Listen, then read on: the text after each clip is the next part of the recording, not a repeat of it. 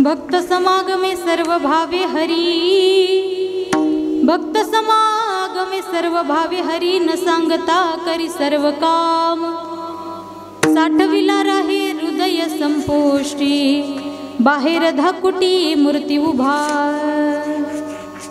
महायोग पीठे तटी भीमरथ्या, वरम पुंडरीकायता तुमुनिंद्रे, समागत्य तिष्ठन्तमानंद कंदं, परब्रह्मलिंगं भज पांडुरंगं,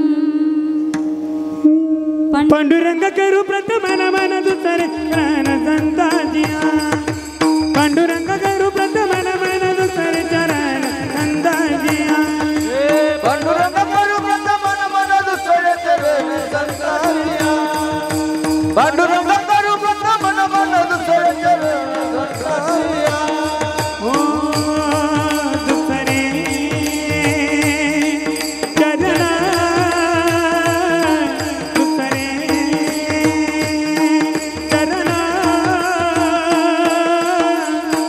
दुसरे चरण संताजिया, अंजा कृपदान कटी सावितारू बाबा कोरदाचा सका, अंजा कृपदान कटी सावितारू बाबा जितकोर संता, दुसरे चरण,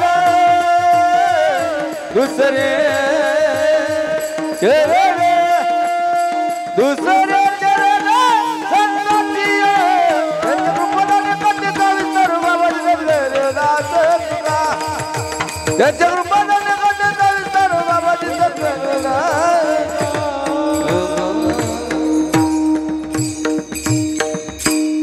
पांडुरंगा करू प्रथम नमन दुसरे चरण संताचिया, त्यांच्या कृपादाने कथेचा विस्तार, बाबाजी सद्गुरु दास तुकार, कलावज्ञ जीवोद्धारार्थावतारम, कलाकांक तेजोधिका मोदी वक्रम, कलानीशवादा पन्नुदार दक्षम, समाधिस्थ मूर्तिं भजे ज्ञानदेवम्. ओम नमो ज्ञानेश्वरा, करुणा करा दयाळा, तुमचा अनुग्रह लाधलो पावन झालो चराचरी, जयांची केली स्मरण, होय सकळ विद्येंचे अधिकरण, तेची वंदुष्टी चरण श्री गुरूंचे ते नमस्कार. आता विनायकं गुरुनौमी, साखरे नाम विश्रुतम, येषांचरण सानिध्या जीवा मुक्ता भवन्ति, साखरे वंश विख्यातं ज्ञानदान परायणं, विनायकं गुरुवंदे भवबंध विमुक्तये, ज्ञान प्रताप विलसित वचनामृतंच, अद्वैत भाव पटुता हित बुद्धी रहस्य, ज्ञानेश्वरस्तु भगवान अवतीर्णैवो, श्री रंगनाथ गुरुराज नमस्तुभ्यं. विठ्ठल चला चला, भक्त समागमे सर्व भावे हरी, भक्त समागमे सर्व भावे हरी, न सांगता करी सर्व काम, साठविला राही हृदय संपोष्टी, बाहेर धाकुटी मूर्ती उभा.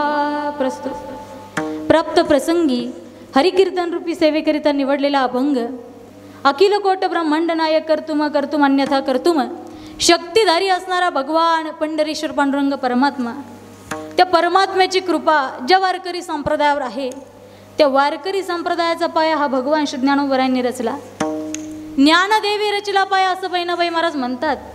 पण ज्ञानेश्वर महाराजांचं जे काही चरित्र नामदेवांनी आपल्या गाथ्यात लिहिलं, त्यात नामदेव महाराज असं म्हटले की ज्ञानेश्वर महाराजांचे आई वडील देखील वारी करायचे, म्हणजे ज्ञानोबरायांच्या आधीपासून वारकरी संप्रदाय होता. मग तरी देखील ज्ञानदेवी रचला पाया बहिण कोणत्या अर्थानं म्हटलंय, तर त्याचं उत्तर असं आहे की कोणताही संप्रदाय निर्माण होण्याकरता 3 गोष्टी महत्त्वाच्या आहेत. एक आहे उपासना पद्धती, दुसरं आहे उपास्य दैवत, आणि तिसरं आहे तत्वज्ञान. मग उपासना पद्धती वारी अगोदर होती, उपास्य दैवत पांडुरंग परमात्मा सुद्धा आधी होते, पण संप्रदायाला जे तत्वज्ञान लागत होतं ते संत सम्राट ज्ञानोबरायांनी ज्ञानेश्वरीच्या रूपात दिलं, म्हणून ज्ञानदेवे रचिला पाया विठ्ठल.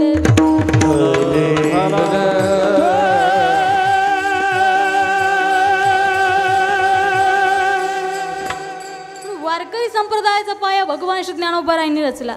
वारकरी संप्रदायातील ज्ञानाची मूर्ती म्हणजे ज्ञानोबराय. वारकरी संप्रदायातील प्रेमाची मूर्ती म्हणजे नामदेव महाराज. वारकरी संप्रदायातील दयेची शांतीची मूर्ती म्हणजे पैठणचे शांती ब्रह्म एकनाथ महाराज. आणि वारकरी संप्रदायातील वैराग्याची मूर्ती म्हणजे देहूचे जगद्गुरु तुकोबराय. अशी विश्ववंद्य विश्वभूषण श्रीमंत श्री जगद्गुरु तुकोबराय यांचा 4 चरणाचा आणि देव भक्तांचा स्वभाव वर्णन करून सांगणारा अभंग आपल्या सर्वांच्या सेवेसाठी. विठ्ठल विठ्ठल विठ्ठला विठ्ठला विठ्ठला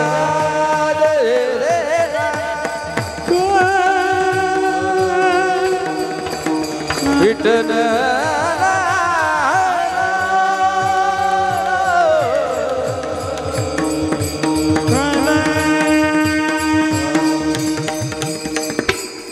सेवेला सुरुवात करण्यापूर्वी अल्पसा परिहार द्यायचा तो असा की सालाबादप्रमाणे याही वर्षी विघ्नहर्ता गणरायाच्या दरबारामध्ये सुंदर असा चालू असणारा हा अखंड हरिनाम सप्ताह वर्ष 2. अतिशय सुंदर आणि अतिशय गोड नियोजन आपण सर्व मंडळींनी या ठिकाणी केलेलं आहे. अगदी गोड नियोजन, अगदी नजर लागावा इतका सुंदर सप्ताह आपण या ठिकाणी उभा केलेला आहे. मग सुंदर अशा या हरिनाम सप्ताहामध्ये सकाळी काकडा भजन असेल, त्यानंतर ज्ञानेश्वरी पारायण असेल, त्यानंतर दुपारच्या सत्रामध्ये सुंदर अशी श्रीमद भागवत कथा आपण श्रवण करताय. खरं तर जी भागवत कथा आपण श्रवण करायला लागलो ती इतकी अलौकिक आहे आणि इतकी दिव्य आहे की भागवताच्या महात्म्यामध्ये श्लोक आला आहे की एखाद्या कामी व्यक्तीनं जर भागवत कथा ऐकली, एखाद्या कुटील व्यक्तीने जरी भागवत कथा ऐकली, बरं का बाबा, एखाद्या सदा पापामध्ये रत असणाऱ्या माणसानं जरी भागवत कथा ऐकली तर त्याला सुद्धा मुक्तता प्रदान करणारा ग्रंथ म्हणजे श्रीमद भागवत महापुराण आहे. अहो, नुसतं जाता जाता भागवत कथा कानावर जरी पडली बाबा तरी सुद्धा जन्मजन्मांतरीचं दुःख घालवणारी कथा म्हणजे भागवत आहे. जय जय भागवता,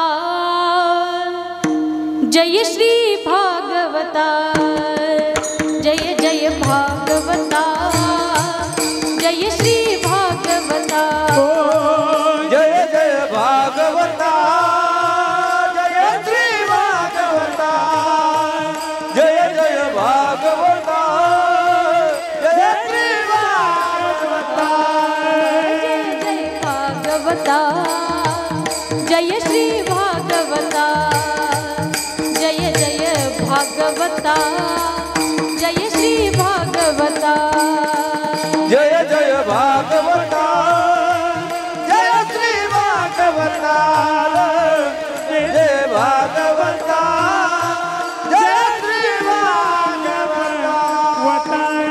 जिसे श्रवण कर मिट जाती कथा, श्रवण कर मिट जाती, जिसे श्रवण कर मिट जाती कथा, श्रवण कर मिट जाती, तो जन्म जन्म की व्यथा. जय जय भागवता, जय श्री भागवता, जय जय भागवता, जय श्री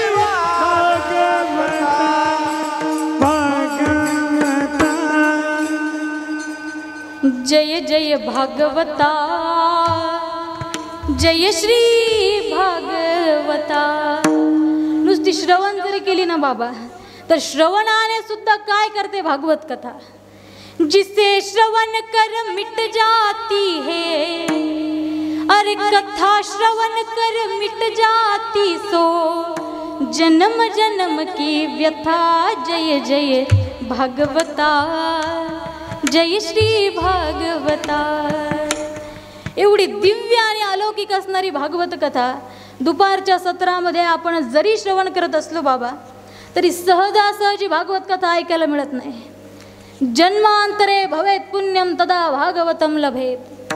अनेक जन्मांचं पुण्य फलीभूत व्हावं लागतं तेव्हा भागवत कथा ऐकायला मिळते. जन्मोजन्मी आम्ही बहु पुण्य केले तेव्हा या विठ्ठले कृपा केली. जन्मोजन्मी आम्ही बहु पुण्य केले तेव्हा या विठ्ठले कृपा केली. जन्मोजन्मी आम्ही बहु पुण्य केले तेव्हा या विठ्ठले कृपा केली. तेव्हा या विठ्ठले कृपा केली. तेव्हा या विठ्ठले कृपा केली. तेव्हा या विठ्ठले कृपा केली.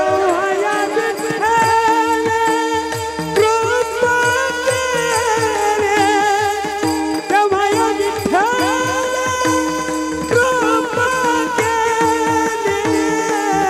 तेव्हा या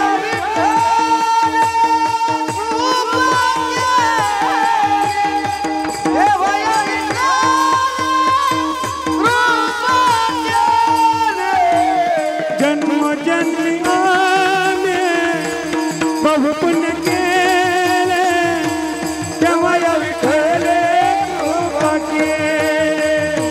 तेव्हा या विठ्ठले कृपा केली. तेव्हा या विठ्ठले कृपा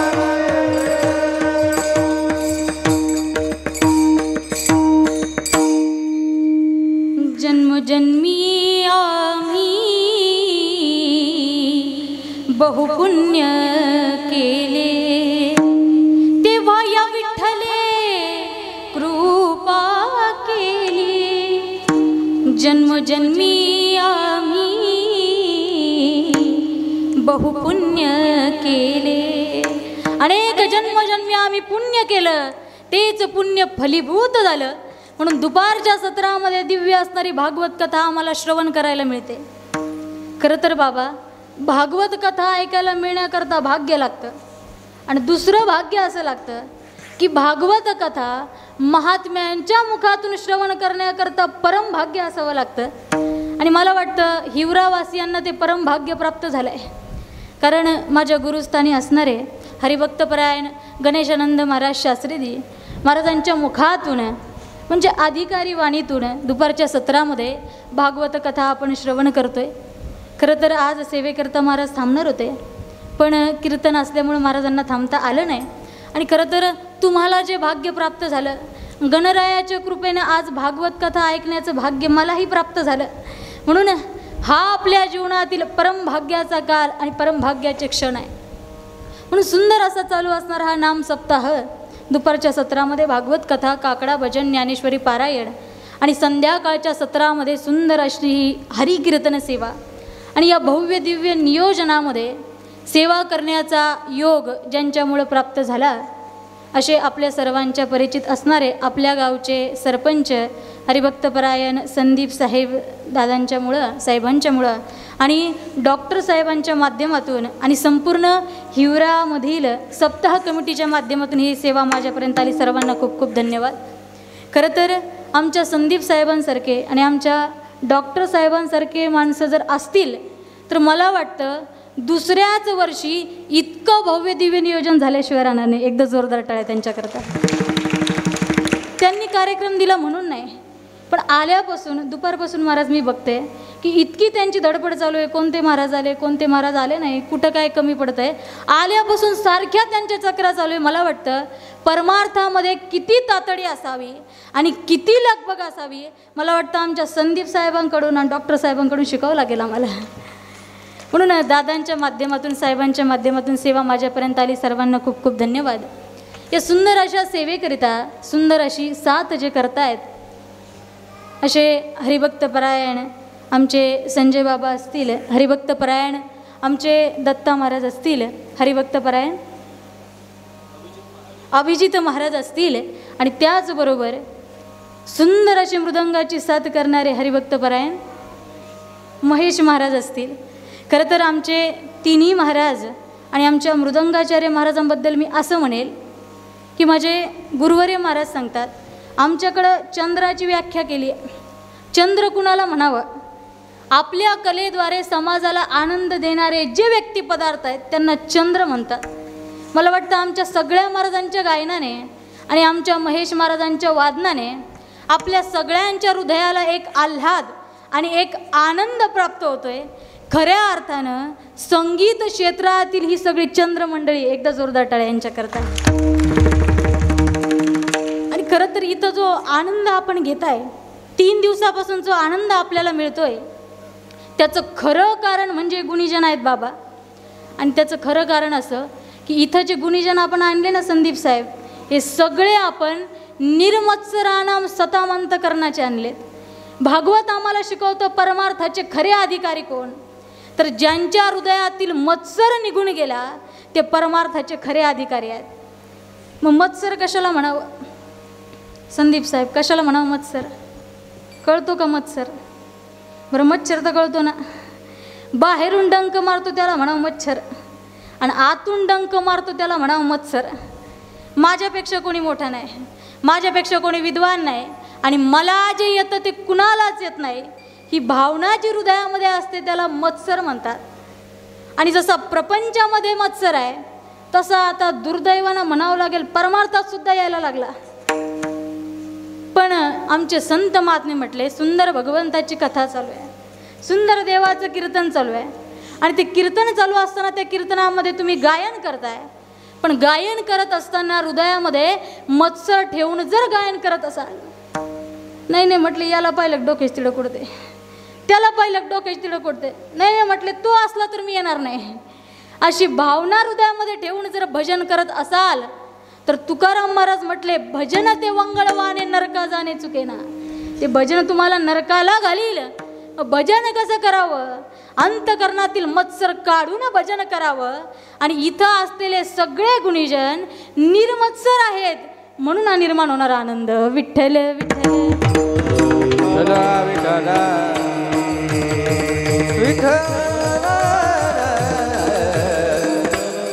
म्हणून सेवेसाठी साथ करणारी सर्वच गुणीजन मंडळी असेल, त्याचबरोबर हरिहर शिक्षण संस्थेतील सगळे हे छोटे छोटे टाळकरी असतील, त्याचबरोबर विणा घेऊन उभ्या असणाऱ्या महाराष्ट्रातील सुप्रसिद्ध कीर्तनकार हरिभक्तपरायण जोगेश्वरीताई देशमुख, खरं तर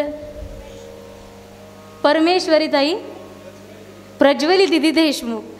खरं तर मला असं वाटतं की आईवडिलांनी जर चांगले संस्कार दिले तर किती उत्तम सुप्रजा जन्माला येते. मला वाटतं आमच्या दिदींकडे पाहून म्हणावं लागेल. एकदा जोरदार टाळ्या त्यांच्याकडे. विणा घेऊन उभ्या असणाऱ्या आमच्या प्रज्वली दिदी असतील, सर्वच टाळ घेऊन उभा असणारे बाळगोपाळ असतील, सुंदर अशी माईक सिस्टीमचे साथ देणारे आमचे दादा असतील, त्याचबरोबर हे कीर्तन कधीही आपण जे यूट्यूब चॅनलच्या माध्यमातून पाहू शकतात असे गजर मुक्ताबाईचा या चॅनलचे मालक आमचे दादा असतील. दादांनाही खूप खूप धन्यवाद, ज्यांच्या मार्गदर्शनामुळे आणि आशीर्वादामुळे आज हे व्यासपीठ मला प्राप्त झालं. असे माझे गुरुवर्य हरिभक्तपरायण वेदांताचार्य कैलासजी महाराज खंडागळे, हरिभक्तपरायण सौ मनीषाताई बिडाईत आणि हरिभक्तपरायण राधाकृष्णजी महाराज अकोलकर महाराजांच्या चरणी, ताईंच्या चरणी कोटी कोटी वंदन. ज्यांच्या तळमळीतून आज हे व्यासपीठ मिळालं असे माझे आईवडीलही सोबत आले, आईवडिलांच्या चरणी कोटी कोटी वंदन. आणि त्याचबरोबर सर्वात मोठे धन्यवाद म्हणजे आपल्या सगळ्या श्रोत्या सज्जनांचे. कारण वक्ता भरपूर सांगतोय पण ऐकायला जर श्रोताच नसेल तर वक्त्याला किंमत नाही. आणि बाबा जे लोक म्हणतात ना बाईच्या जातीला काही, तुमच्याकडे असंच म्हणतात का बाईच्या जातीला? खरंच काही कळत नाही ना. ज्ञानेश्वरी पारायणाला गर्दी कुणाची? महिला मंडळ. बोलत नाही तुमच्याकडे? महिलांची. कथेला गर्दी महिलांची. पंढरपूरच्या वारीत गर्दी महिलांची. आणि ढाब्यावर विठ्ठल विठ्ठल.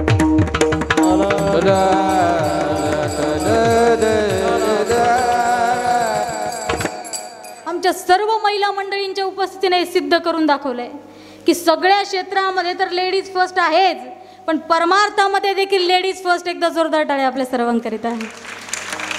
आणि उपस्थित सर्वच श्रोता सज्जन आपल्याही हृदयामध्ये विराजमान असणाऱ्या सच्चिदानंद घन भगवान परमात्म्याला वंदन करते. आणि सेवेला प्रारंभ. विठ्ठल विठ्ठल.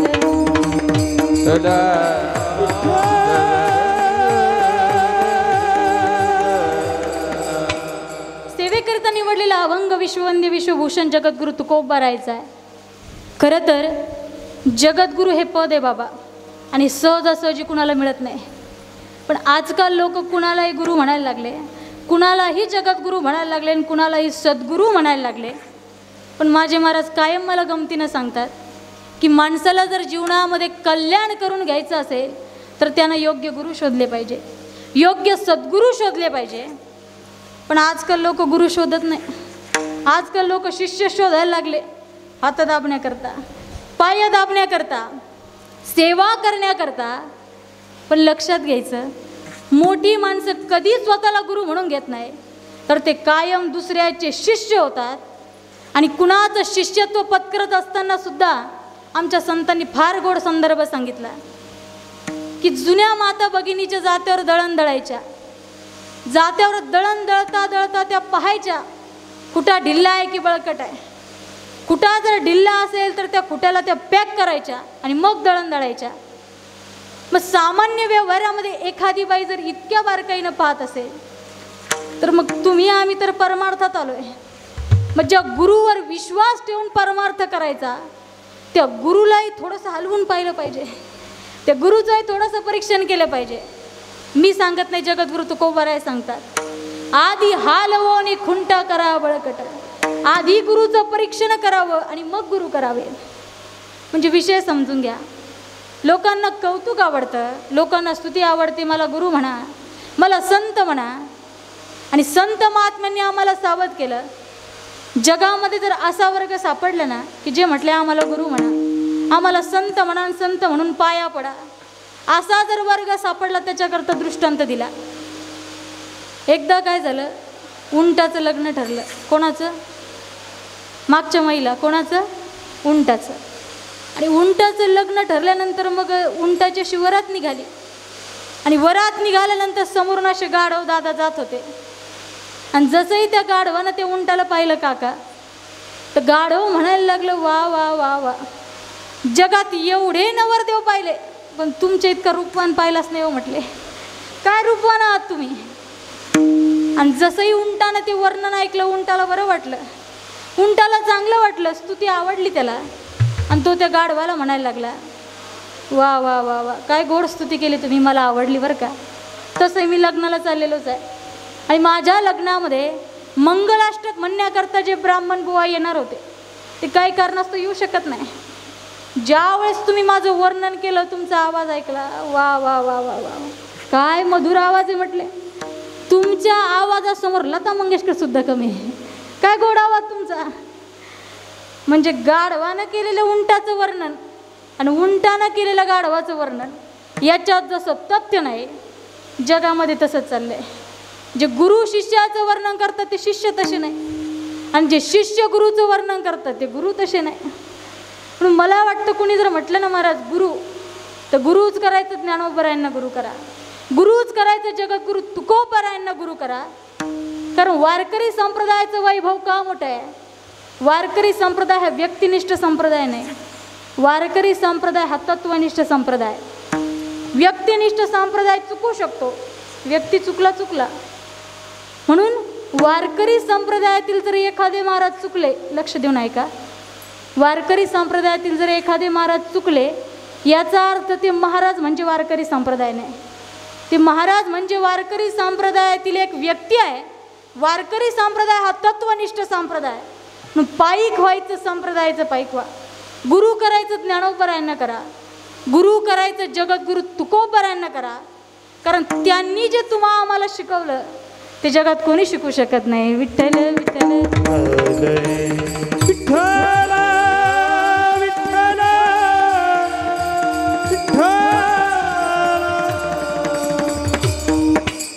आपण कुणालाही गुरु म्हणायला लागलो, जगद्गुरु म्हणायला लागलो, सद्गुरु म्हणायला लागलो. पण शास्त्राने आणि संतांनी मान्य केलेले 3च जगद्गुरु या जगामध्ये आहेत. पहिले जगद्गुरु आहे भगवान श्रीकृष्ण परमात्मा. वसुदेव सुतं देवं कंस चाणूरमर्दनं देवकी परमानंद कृष्णं वंदे जगद्गुरुं. पहिले जगद्गुरु भगवान श्रीकृष्ण परमात्मा. महाराज यूट्यूबवर जर गेलात ना तर मोटिवेशनल स्पीकर आहेत, गीतेवर बोलणारे लोक आहेत, संदीप माहेश्वरी आहेत, विवेक मिंद्रा आहेत, एवढी मोठी मोठी लोक. पण त्यांना जर प्रश्न केला दादा, ते सांगतात आम्ही गीता वाचली, ते सांगतात आम्ही भागवत वाचलं. आणि अर्ध्या हळकुंडानं पिवळी झालेली लोक म्हणतात काय पडलं महाराज त्याच्यात, अहो तुम्ही वाचलंच नाही. गीतेमध्ये काय सांगितलं, माणूस म्हणून जीवन जगण्याकरता जे तत्व आहे ते गीतेमध्ये आम्हाला शिकवले. गीता म्हणजे काय अगदी सोपं सांगते. महेश महाराज, जर आपण एखादा मोबाईल विकत घेतला, त्या मोबाईल बरोबर एक मॅन्युअल किट येतं आणि त्याच्यात सगळं लिहिलेलं असतं. हा मोबाईल कसा वापरायचा, याच्यात सिम कसं टाकायचं, याच्यात किती सॉफ्टवेअर अपडेट करायचे ते मॅन्युअलमध्ये सगळं लिहिलेलं असतं. मग श्रीमद भगवद्गीता म्हणजे काय, तर मनुष्य देहरूपी हे जे सॉफ्टवेअर आहे आणि हे जर अपडेट करायचं तर श्रीकृष्ण भगवंताने सांगितलेली गीता हे त्याचं मॅन्युअल आहे. विठ्ठल विठ्ठल विठ्ठला विठ्ठला विठ्ठला.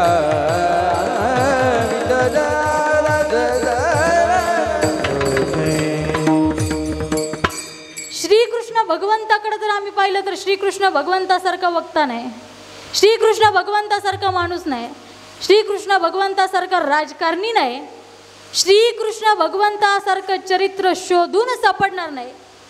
पण आमच्या डोक्यात एवढंच बसलं बाबा, गवळणींची वस्त्र चोरली आणि ती झाडावर. एवढंच नाही महाराज, एवढा मोठा श्रीकृष्ण परमात्मा ज्या गोपाळांना जेवण कसं करायचं माहीत नव्हतं, त्या गोपाळांना सोबत घेऊन मोठमोठाली राक्षसा त्या काळामध्ये मारली. नुसतं दही दूध लोणी मथुरेला न्यायचं, चोरायचं एवढाच हेतू नव्हता, तर आपलं दही दूध लोणी मथुरेला जात आहे आणि आपल्या दही दुधावर जर शत्रू बलवान होत असेल तर ते थांबलं पाहिजे आणि आपली माणसं पोचल्या गेली पाहिजे, हे शिकवलं आम्हाला श्रीकृष्ण भगवंतांनी. अरे धर्माच्या विरोधात गेला, स्वतःचा सक्का मामा जरी असला तरी त्याला मारणारा श्रीकृष्ण परमात्मा आहे. सुदामासारखा किती जरी गरीब मित्र असला त्याच्यावर नितांत प्रेम करणारा श्रीकृष्ण परमात्मा. काय शिकवलं नाही श्रीकृष्ण परमात्म्याने. उद्धवाकरता गीता सांगितले, उद्धवाकरता भागवत सांगितलं, अर्जुनाकरता गीता सांगितली. म्हणून मला वाटतं श्रीकृष्ण परमात्म्याकडे पाहताना नका देव मानू, नका माळा घालू, पण देवानं जी गीता दिली ती गीता तरी वाचा. माणूस म्हणून जगण्याकरता देवानं काय शिकवलं. कारण आज वर्तमानपत्र जर उचललं तर लक्षात येतं आमच्या की आज खरं माणूस बनण्याचीच गरज राहिली आहे. आणि ते माणूस पण शिकण्यासाठी संत वाङ्मय आणि माणूस पण शिकण्यासाठीच भगवंताची गीता. विठ्ठल विठ्ठल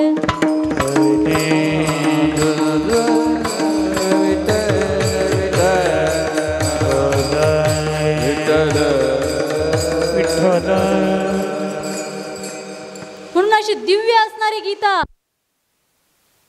रक्षा वया अवतार घेसी आपुल्या पाडीसी भक्तजना.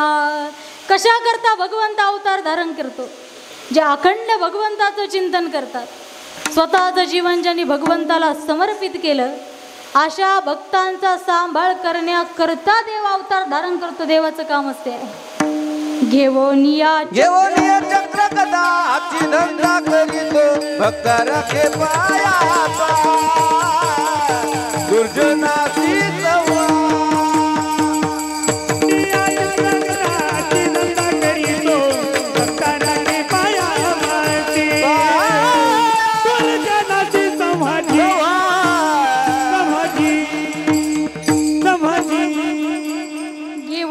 चक्र गदा हाच धंदा करीतो, भक्ता राखे पाया पाशी दुर्जनाशी संहारी.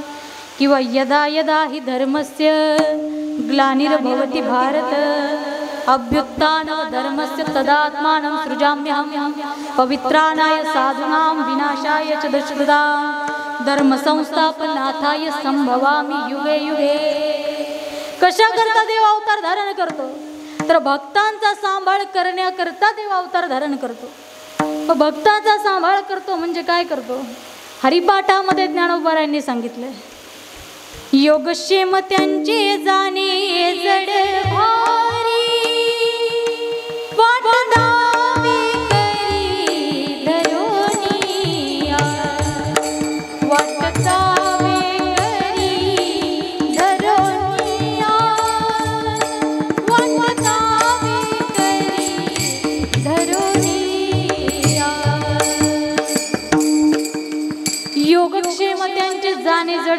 वाट दावे करी धरोनिया. योग म्हणजे प्राप्त करणे आणि क्षेम म्हणजे सांभाळणे. देव प्राप्त करून देण्याचंही काम करतो आणि सांभाळण्याचं सुद्धा काम करतो. मग काय प्राप्त करून देतो देव? भक्तांना लौकिक गोष्टी तर प्राप्त करूनच देतो, पण अलौकिक गोष्टी सुद्धा भक्तांना देतो. ज्ञानाची प्राप्ती करून देतो, ज्ञान प्राप्त करून देतो, मोक्षाची प्राप्ती करून देतो. आणि एवढंच नाही तर सगळ्या जगाला कामं लावणारा भगवंत भक्तांच्या सानिध्यामध्ये सगळी कामं करतो. तेच तुकोबारा सांगतात अभंगाच्या पहिल्या चरणात.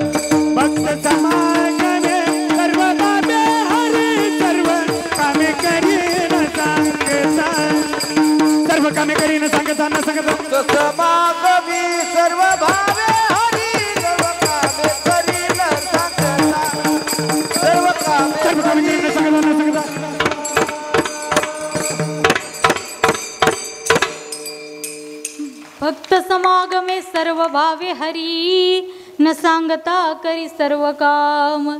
अभंगाच्या प्रथम चरणामध्ये जगद्गुरु तुकोबाराय सांगतात सगळ्या जगाला ज्या भगवंतानं कामं लावावी, पण तो भगवंत भक्ताच्या सानिध्यामध्ये सगळी कामं करतो.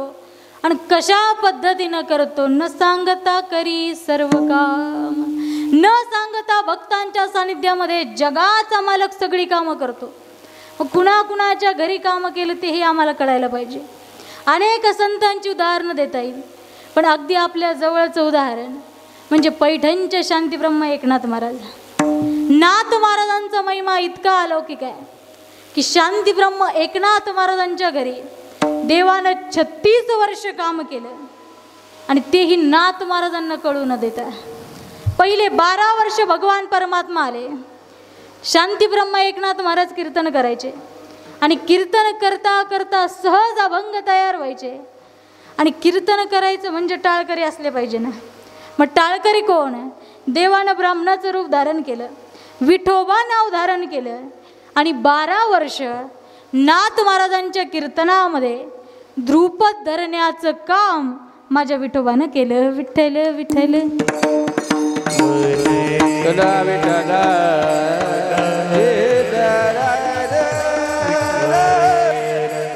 12 वर्ष देवानं विठोबा नावानं काम केलं. पुढे नाथ महाराजांची आज्ञा घेऊन विठोबा महाराज म्हणजे पांडुरंग परमात्मा निघाले आणि जाता जाता म्हणाले येतो बरं महाराज. तेच नाथ महाराज म्हटले परत या बरं महाराज. म्हटले नक्की येईल. आणि पुढचे 12 वर्ष परमात्मा आले. नाथ महाराज आपल्या घरी ज्ञानेश्वरी सांगायचे, नाथ महाराज श्रीमद भागवत सांगायचे.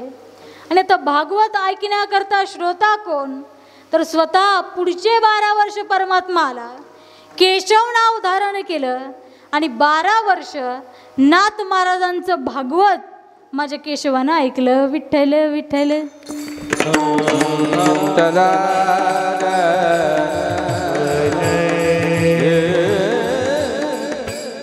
बार एक बार बार दुने 24 वर्ष देवानं काम केलं. आणि पुढचे 12 वर्ष परमात्मा आला श्रीखंड्याच्या रूपामध्ये. आणि श्रीखंड्याच्या रूपामध्ये येऊन परमात्म्यानं काय काम केलं? कावडीने पाणी ज्या घरी वाहे चक्र पाणी, कावडीनं पाणी भरण्याचं काम केलं नाथ महाराजांच्या घरी. एवढंच नाही, नाथ महाराज श्रीमंत संत होते. दररोज हजारो वारकरी नाथ महाराजांच्या घरी जेवायचे, हजारो ब्राह्मण नाथ महाराजांच्या घरी जेवायचे. आमच्या घरी आलेला एक पाहुणा संदीप साहेब आम्हाला सहन होत नाही. एक पाहुणा जर जेवायला आला तर आम्ही आमच्या मुलाला सांगतो कडी उघड आणि त्यांना सांग बाबा घरी. बाबा घरी नाही. ते पोरगं सुद्धा हुशार असतं, बाबा कडी उघडतं सांगतं बाबा घरी नाही असं बाबांनीच सांगितलंय. आमच्या घरी आलेला एक पाहुणा आम्हाला सहन होत नाही. नाथ महाराजांच्या घरी दररोज हजारो वारकरी जेवायचे, हजारो ब्राह्मण जेवायचे आणि संदीप साहेब पिठलं भाकर नाही तर दररोज पुरणपोळीचा स्वयंपाक. आणि ही सगळी सेवा करत असताना श्रीखंड्याच्या रूपातला परमात्मा जे काम हाताला येईल ती सगळी कामं देवानं करावी. श्री एकनाथ सदनी माधवजी सर्व कामे ही करीतो, स्वकरे चंदन घासे गंगेचे पाणी कावडीन भरितो. नाथ महाराज त्रिकाल स्नान करायचे, त्रिकाल संध्या करायचे, सोहळ्यामध्ये पूजा करायची, दही दुधाचा अभिषेक करायचा. आणि एवढं सगळं करत असताना श्रीखंड्याच्या रूपातला परमात्मा देवानं काय करावं? स्वकरे चंदन घासे, चंदन घासायचं काम करायचं देव.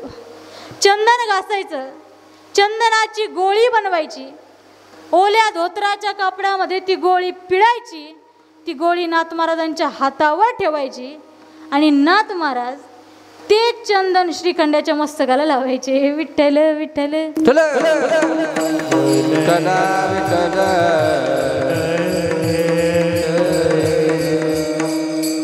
बार एक बार बार 2 24 बार त्रिक 36 वर्ष देवानं काम केलं आणि तेही नाथ महाराजांना कळू दिलं नाही. पण ज्या वेळेस नाथ महाराजांना कळालं की श्रीखंड्याच्या रूपामध्ये साक्षात हा पांडुरंग परमात्मा आहे, त्याच नाथांनी हात जोडले. म्हटले देवा सगळं जग तुमची सेवा करताना तुम्ही माझ्या घरी येऊन सेवा करायला लागल्या, ही सेवा घेणं योग्य नाही. पंढरपुरामध्ये जा, कितीतरी भक्त तुमची वाट पाहत आहे. त्यावेळेस नाथ महाराजांनी देवाला वळकुटी बांधायला लावली आणि जा म्हटले पंढरपुरामध्ये. देवानं सुद्धा वळकुटी बांधली. त्या चौकापर्यंत पांडुरंग परमात्मा यायचे आणि तिथं आल्यावर म्हणायचे नाथ महाराज येऊ का? तेच नाथ महाराज म्हणायचे हो हो देवा या आता, असं म्हणून नाथ महाराज परत फिरायचे. आणि परत दरवाजा उघडून पाहिलं तर श्रीखंड्याच्या रूपामध्ये परमात्मा हात जोडून उभाच आहे. तेच नाथ महाराज म्हटले देवा तुला सांगितलं ना रे जा म्हणून. तेच देव म्हटले नाथ महाराज तुम्ही जा नाही म्हटले, तुम्ही म्हटले या या देवा आता या म्हणून परत आलोय. म्हणजे कितीतरी वर्षांपासून आम्ही सुद्धा भक्ती करतो पण आमच्या स्वप्नामध्ये सुद्धा येत नाही. पण काय नाथांचा महिमा आहे.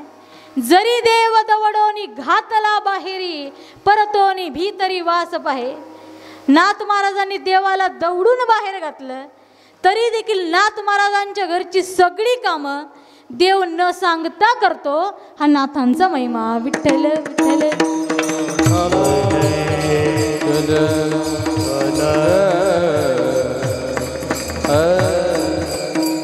हा भक्तांचा महिमा आहे की सगळ्या जगाला देव कामं लावतो, पण स्वतः परमात्मा भक्तांच्या घरची सगळी कामं करतो. म्हणून तुकोबराय म्हटले, भक्त समागमे सर्व भावे हरी, न सांगता करी सर्व काम.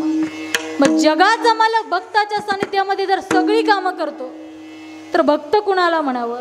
भक्ती कशी असावी आणि भक्ती कशी करावी या तिन्ही गोष्टी आम्हाला जाणायच्यात.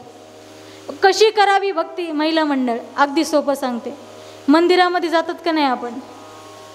हिवऱ्याकडे जातं का नाही? मंदिरात जातात ना, सगळ्याजणी मंदिरामध्ये जातात. खरं तर संदीप साहेब, तुम्ही आम्ही मंदिरात जातो नवल नाही, तुम्ही आम्ही मंदिरामध्ये देवाच्या दर्शनाकरता जातो नवल नाही. मंदिरात जाता जाता जर मंदिरातला देव आम्हाला घरी आणता आला तर आमच्या भक्तीची पराकाष्ठा. आम्ही मंदिरामध्ये जातो पण असं आम्हाला करता येत नाही. आमच्या संत महात्मे मंदिरामध्ये गेले, पण अशी भक्ती साधू संतांनी केली की मंदिरात जाता जाता मंदिरातला परमात्माच घरी घेऊन आले. आमच्या संत श्रेष्ठ मीराबाई महाराज, मेवाड राजस्थान, अशी भक्ती केली आमच्या मीराबाईंनी. श्रीकृष्ण परमात्म्याच्या नावानं पायामध्ये घुंगरू बांधले आणि अखंड आयुष्यभर कृष्ण परमात्मा घुंगरू बांध मीरा नाची रे, घुंगरू बांध मीरा नाची, घुंगरू बांध मीरा नाची रे, घुंगरू बांध मीरा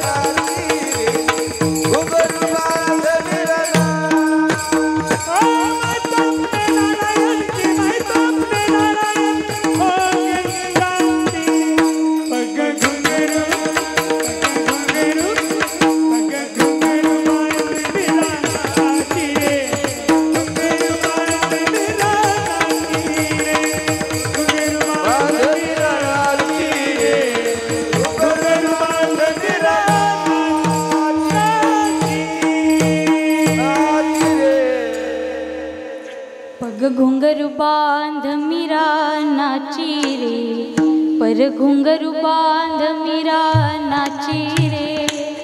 कृष्ण परमात्म्याच्या नावानं पायामध्ये घुंगरू बांधले आणि हरी गुण गात मीराबाईंनी नृत्य केलं. हरी गुण गावत नाचूंगी मैं, हरी गुण गावत नाचूंगी, हरि गुण गावत नाचूंगी मैं, हरि गुण गावत नाचूंगी, हरि गुण गावत नाचूंगी मैं, हरि गुण गावत नाचूंगी, हरि गुण गावत नाचूंगी, हरि गुण गावत नाचूंगी. मंदिर में हो, अपने मंदिर में हो, अपने मंदिर बैठ बैठ कर गीता भागवत बाजूंगी. हरि बोल, हरि गुण गावत नाचूंगी मैं, हरि गुण गावत नाचूंगी, हरि गुण गावत नाचूंगी, हरि गुण गावत नाचूंगी, नाचूंगी. हरि गुण गावत नाचूंगी मैं, हरि गुण गावत नाचूंगी. श्रीकृष्ण परमात्म्याच्या नावानं पायामध्ये घुंगरू बांधले आणि अखंड कृष्ण नामाचं चिंतन जीवनभर मीराबाईंनी केलं. कशा पद्धतीनं आपल्याला सुद्धा करायचंय. सगळ्या महिला मंडळींनी हात वर करायचे. जसं भजन मीराबाईंनी केलं तसं आपल्याला करायचंय सगळ्यांनी, पुरुष मंडळ सगळ्यांनी. महाराज म्हणणार नाही, फक्त आपण माझ्या मागे म्हणायचंय. गोविंद मेरो है गोपाल मेरो है।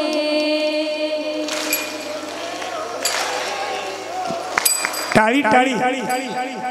गोविंद मेरो है गोपाल मेरो है।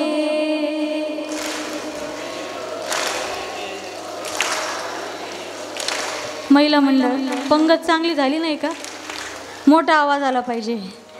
गोविंद मेरो है गोपाल मेरो है।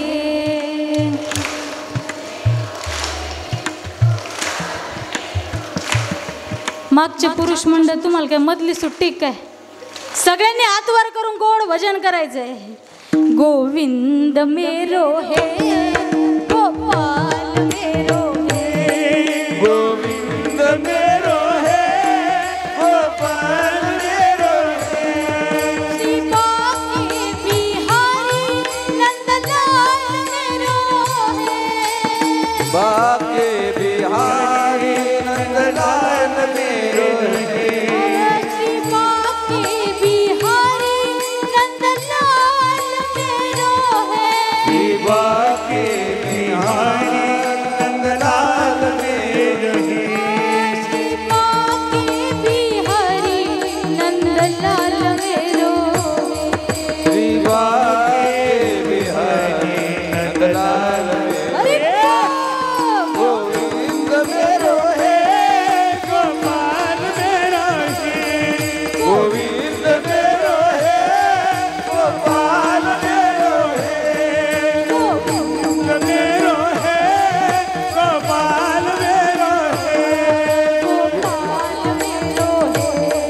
गोपाल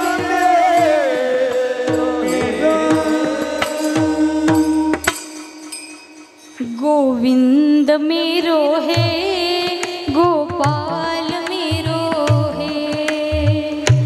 अखंड कृष्ण नामाचं चिंतन केलं ना, अशी भक्ती मीराबाईंनी केली की मंदिरात जाता जाता मंदिरातल्या घनश्यामाला मीराबाई घरी घेऊन आल्या। मंदिर जाती मीरा ने सावरियो मिल गयो रे। मंदिर जाती मीरा ने सावरियो मिल गयो रे। गिरिधर जादू कर गयो रे। गिरिधर जादू कर गयो रे। मनमोहन है पति हमारा। मनमोहन है पति हमारा। सारे जग का है रखवारा। कहता राधे श्याम। कहता राधे श्याम मीरा ने मोहन मिल गयो रे। गिरिधर जादू कर गयो रे। मंदिर जाती मीरा ने सवरियो मिल गयो रे। गिरिधर जादू कर गयो रे। अशी भक्ती केली आमच्या मीराबाईंनी। मंदिरात जाता जाता मंदिरातल्या कृष्ण परमात्म्याला मीराबाई घरी घेऊन आल्या। अशी भक्ती केली आमच्या श्री संत सावता महाराजांनी। कांदा मुळा भाजी कांदा मुळा भाजी अवघी विठाबाई माझी। अशी भक्ती केली सावता महाराजांनी। पंढरपूरचा विठोबा सावता महाराजांनी आपल्या मंदिरामध्ये आणला, आपल्या मळ्यामध्ये आणला। अशी भक्ती केली आमच्या शबरी मातेनं। शबरी माता अयोध्येला गेली नाही, तर अयोध्येतले रामचंद्र प्रभू शबरी मातेच्या घरी आले। गुरुनं सांगितलं होतं शबरी काळजी करू नको, एक दिवस जगाचा मालक रामराया तुझ्या झोपडीमध्ये येतील। त्याच वाक्यावर शबरी मातेनं विश्वास ठेवला। संदीप साहेब सांगितलं नव्हतं रामजी कधी येतील, किती वाजता येतील, काय वेळ आणि कोणता वार, काही सांगितलं नव्हतं। फक्त सांगितलं होतं रामजी येतील। त्या वाक्यावर शबरी मातेनं विश्वास ठेवला आणि दररोज दिवस उगवला की बाबा असं वाटायचं आज रामजी आले तर, आज रामराया आले तर, म्हणून दररोज गाळलेली वाळू टाकून ठेवायची शबरी माता, प्रभू जर आले तर।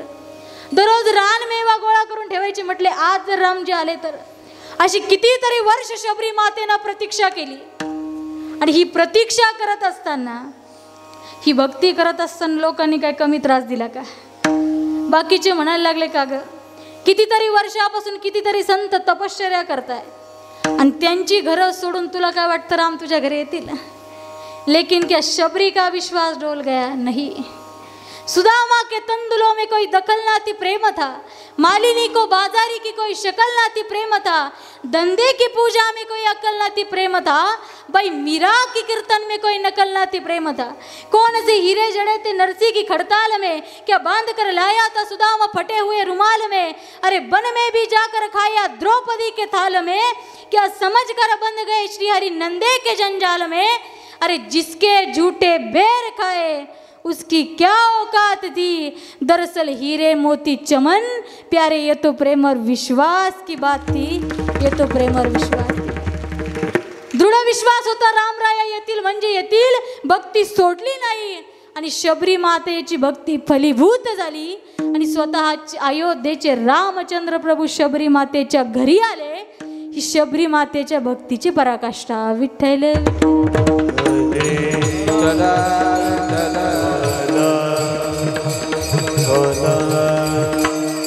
आणि ज्यावेळेस बाबा शबरी माता वाट पाहायची ना रामरायाची, तर शबरी माता म्हणायची, जब मेरे राम जी का आवन होगा, शबरी की कुटिया का पावन होगा।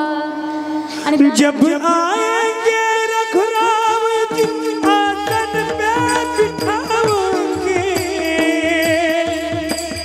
मीठे मीठे बेर अपने हाथों से खिलाओगे, मीठे मीठे बेर अपने हाथों से खिलाओगे। साथ साथ लक्ष्मण जी का दर्शन होगा, शबरी के कुटियों का पावन होगा। जब मेरे राम जी का पावन होगा, जब शबरी के कुटियों का पावन होगा। मेरी झोपड़ी के भाग खुल जाएंगे, राम आएंगे। मेरे झोपड़ी के दाग आज खुल जाएंगे, राम आएंगे। राम आएंगे, आएंगे, राम आएंगे। राम आएंगे, आएंगे, राम आएंगे। मेरी झोपड़ी के भाग आज खुल जाएंगे, राम आएंगे।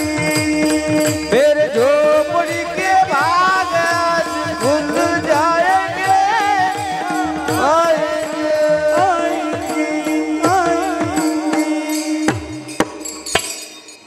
खरं तर बाबा मला जे पुढं सांगायचं होतं ते तुम्ही आधीच सांगितलं।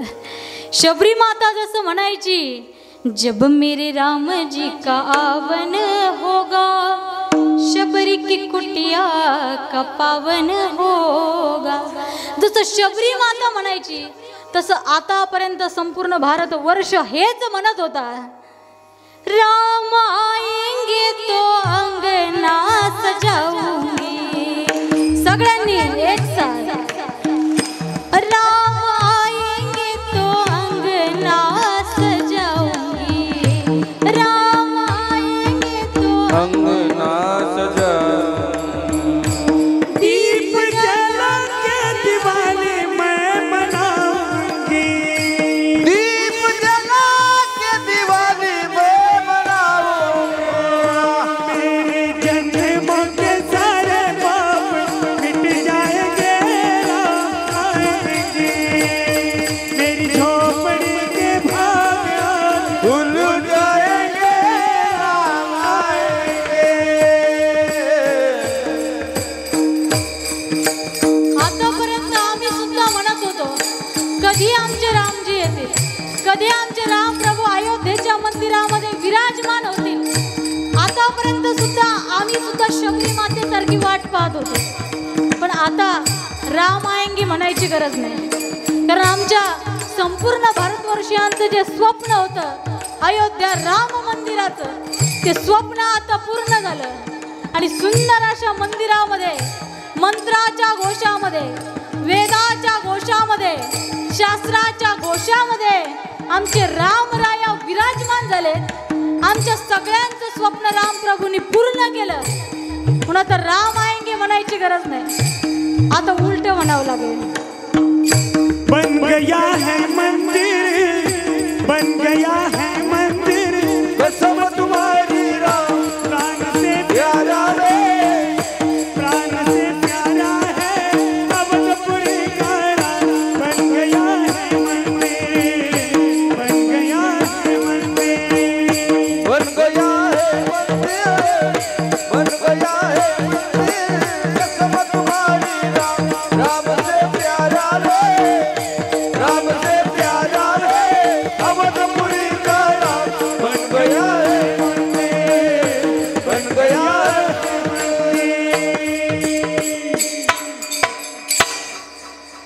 आता बनाएंगे मंदिर नाही, आमच्या महाराजांनी सांगितलं. आता काय म्हणावं लागेल. बन गया है मंदिर, बन गया है मंदिर, कसम तुम्हारी राम, प्राण से प्यारा है अवधपुरी का धाम. बन गया है मंदिर, बन गया है मंदिर. जसं आपली प्रतीक्षा पूर्ण केली तशी शबरी मातेची प्रतीक्षा पूर्ण केली. आणि अशी भक्ती शबरी मातेनं केली की अयोध्येचे रामराया शबरी मातेच्या घरी आले. पण तुम्ही आम्ही मंदिरात जातो नवल नाही. मंदिरात जाता जाता आमची भक्ती एवढी वाढावी की मंदिरात जाता जाता मंदिरच आम्हाला घरी आणता आलं पाहिजे. भक्ती असावी कशी, भागवत सुद्धा आम्हाला शिकवतो. सवयी पुंस परो धर्मो यतो भक्ती हृदोक्षजे, अहेतुक्य प्रतिहता ययात्मा सत्प्रसिद्धती. भक्ती कशी असावी बाबा, अहेतुक्य प्रतिहता. भक्तीमध्ये कुठलाच हेतू नसावा, भक्तीमध्ये कुठला स्वार्थ नसावा. पण आम्ही देवाच्या मंदिरामध्ये सुद्धा जातो काहीतरी मागण्याकरता. देवाला एक लोटा जल वाहतो काहीतरी मागण्याकरता. देवाला बेलाचं पान वाहतो, बेलाचं फूल वाहतो काहीतरी मागण्याकरता. लोक एवढे हुशार आहे बाबा, सत्यनारायणाची पूजा करतात आणि सत्यनारायणाची पूजा करण्याकरता सुपारी आणण्याकरता मनी गुण लावण्याची खाणी, मुकुट सकळ मानी धन्य तुझी विठोबा. चतुरांग शिरोमणी असणारा भगवंत, त्याला सगळं कळतं. संदीप साहेब, आमची भक्ती फक्त देवाकडे मागण्याकरता आहे. पण साधू संतांनी स्वतःचं जीवन देवाला समर्पित केलं, पण देवाकडे काही मागितलं नाही. साधू संतांची भक्ती अहेतुकी आहे. राम भरत भेटीचा प्रसंग जर रामायणामध्ये ऐकला असेल, ज्यावेळेस भरतजी निघाले रामरायाच्या भेटी करता, त्यावेळेस दर्शनाला जात असताना रामरायाच्या मध्ये प्रयागजींचं दर्शन झालं. प्रयाग तीर्थ लागलं आणि त्या प्रयागजींचं स्नान करायला गेल्यावर, दर्शन करायला गेल्यावर प्रयागराजला एवढा आनंद झाला की 4 रघुवंशांचं दर्शन मला झालं, माझं जीवन धन्य झालं. अगोदर रामरायाचं लक्ष्मणजीचं दर्शन झालं आणि आता रामायणातले संत भरतजी आणि शत्रुघ्नजींचं मला दर्शन झालं, माझं जीवन धन्य झालं. आणि म्हणून प्रयागजी बोलायला लागले, भरतजी मी तुमच्यावर प्रसन्न आहे. 4 रघुवंशांचं दर्शन मला झालं, मी तुमच्यावर प्रसन्न आहे. काय मागायचं मागून घ्या. तुम्हाला धर्म लागत असेल तर धर्म देतो, अर्थ लागत असेल तर अर्थ देतो. भरतजी, काम लागत असेल, मोक्ष लागत असेल तर मोक्षाची सुद्धा प्राप्ती करून देतो. काय मागायचं मागा. त्याचं भरतजींनी दिलेलं उत्तर फार गोड आहे. भरतजी म्हणाले, जो पुत्र धर्म सांभाळण्याकरता माझ्या रामरायाला वनवासाला जावं लागलं तो धर्म मला नको. ज्या अर्थाकरता माझ्या आईनं माझ्या रामरायाला वनवासात पाठवलं तो अर्थ सुद्धा मला नको. ज्या कामापुढं दशरथ राजाची हार झाली तो काम सुद्धा मला नको. आणि मला मोक्ष सुद्धा लागत नाही. मग काय पाहिजे भरतजी. तेच भरतजींनी गोड मागणं मागितलं प्रयागराजांकडे. न अर्थ न धर्म न काम रुची गती न चाहव निर्वाण. न अर्थ न धर्म न काम रुची गती न चाहव निर्वाण. जन्म जन्म रति राम पद यही वरदान की आन. सियावर रामचंद्र की जय, उमापति महादेव की जय, पवन सुत हनुमान की जय. बोलो रे भाई सब संतन की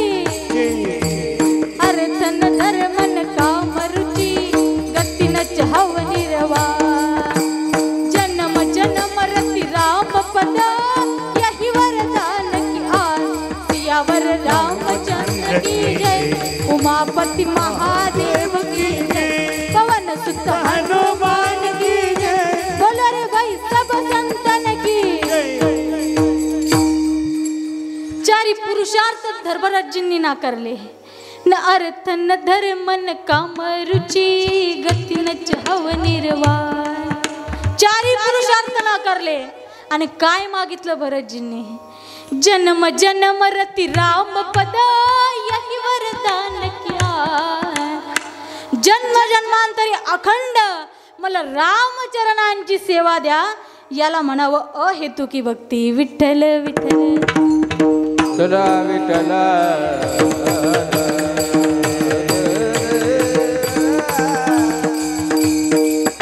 तुमच्या आमच्या भक्तीमध्ये हेतू आहे। संतांनी एवढी देवाची सेवा केली, एवढी भक्ती केली, पण असा सुद्धा विचार केला नाही की देवाची भक्ती करून मुक्ती मागून यावी, देवाची भक्ती करून मोक्ष मागून घ्यावा, एवढं सुद्धा कपट संतांच्या अंतकरणामध्ये नाही। म्हणून भक्ती असावी साधू संतांसारखी, अहेतुक्य प्रतिहता। मग म्हटले आम्ही सुद्धा भक्ती करतो ना, आम्ही सुद्धा रोज गणरायाच्या मंदिरामध्ये जातो, आमचा सुद्धा गणपती बाप्पावर विश्वास आहे, आमचा सुद्धा देवावर विश्वास आहे, मग आमची भक्ती का फलीभूत होत नाही?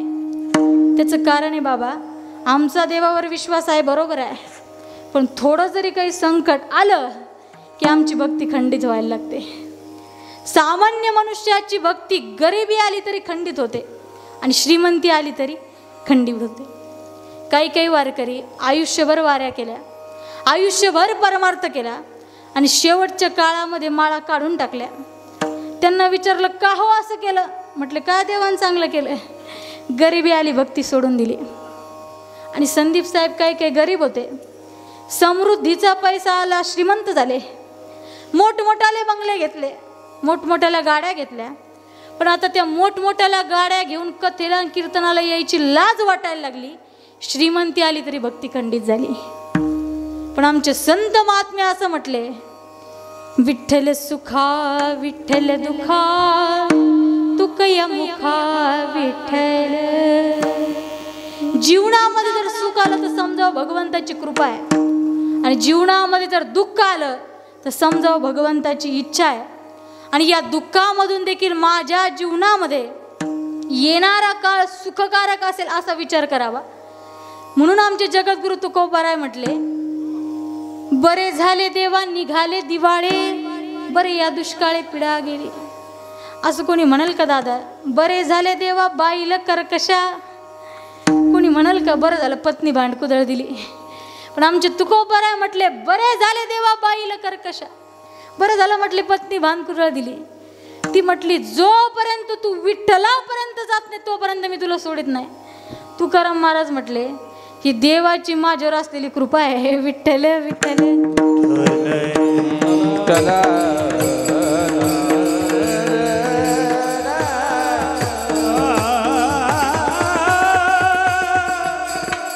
म्हणून विद्या वाचस्पती जगन्नाथांना पवार सुद्धा सांगायचे की भगवंताची भक्ती काही मिळण्याकरता करायची नाही, देवाची भक्ती काही मिळण्याकरता करायची नाही, तर जे मिळालं त्याची कृतज्ञता म्हणून भगवंताची भक्ती करावी। मग काय दिलं देवाने आम्हाला?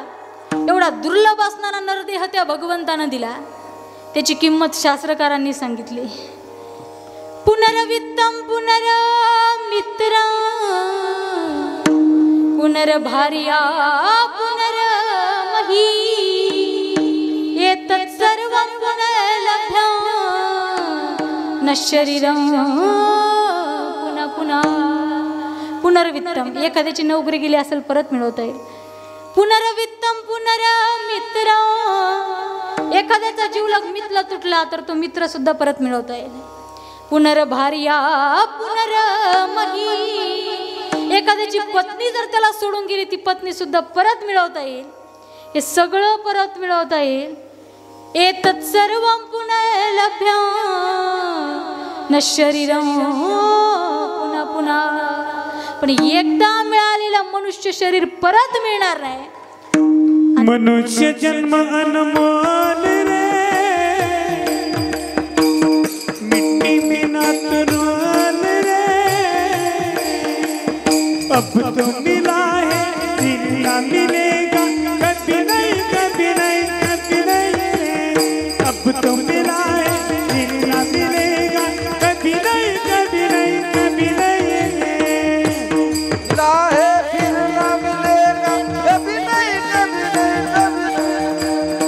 अब तो मिला है फिर न मिलेगा कभी नहीं कभी नहीं कभी नहीं।